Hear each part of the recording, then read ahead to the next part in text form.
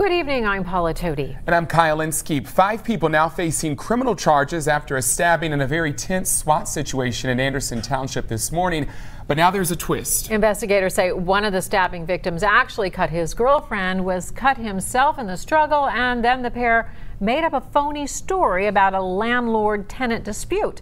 Local 12's Jeff Hurst takes us through the nearly 8-hour incident. Yeah, they're in the middle of the street.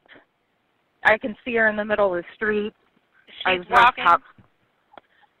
No, she is laying in the middle of the street. The 911 call from a neighbor came in at 4:20 a.m. Did you see what direction the male subject went in? He's with her. The 2 victims apparently ran or staggered out of a house in the 1300 block of Beacon. She had been stabbed in the abdomen. He was cut in the finger. The SWAT team was called, their protective gear making this look more like Afghanistan than Anderson. Then the cops pulled up. They surrounded the house. Lots of ambulances. The kid was scared. You know, just normal, quiet neighborhood, just going through some stuff that we shouldn't be going through with neighbors like that for the past couple of years. So it's good to finally have something done. Bad situation, but good for the neighborhood to know that there's people out there like the cops that are going to protect us and get in there and do what they need to do. You said the kid was scared. You mean you have a kid? I have a son, James. He's 8. The sheriff's office says the 2 people found stabbed in the street actually had gotten into a drug-fueled domestic dispute in the house. The story they told the cops about a landlord-tenant argument was bogus. The story concocted in an effort to prevent the man from being arrested.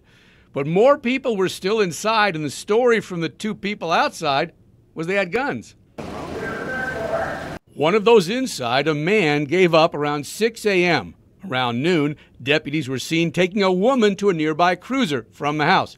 Investigators say she had been hiding in the home. After the woman came out, it appeared this whole thing was finally finished, but we still heard several times on the bullhorn, you know, this is the SWAT team, we have a search warrant, come out with their hands up, and we also heard another flashbang grenade get used. But no one else was inside. The incident was over, no shots fired, no deputies hurt.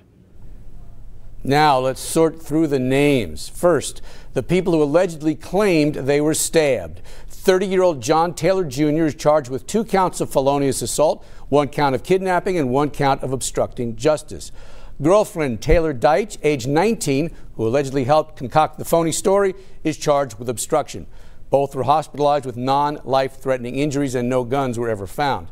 The man who came out and surrendered, 32-year-old Jeremy Mason, was arrested on unrelated drug charges.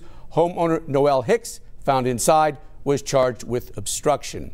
Investigators say the house and another one next door, owned by Hicks, were known hangouts for drug use. Back to you. All right, thank you, Jeff. And that is 4 people. Again, we said there were 5. The sheriff says 36-year-old Walter Turner was outside the house. He was taken into custody on unrelated drug and traffic violations.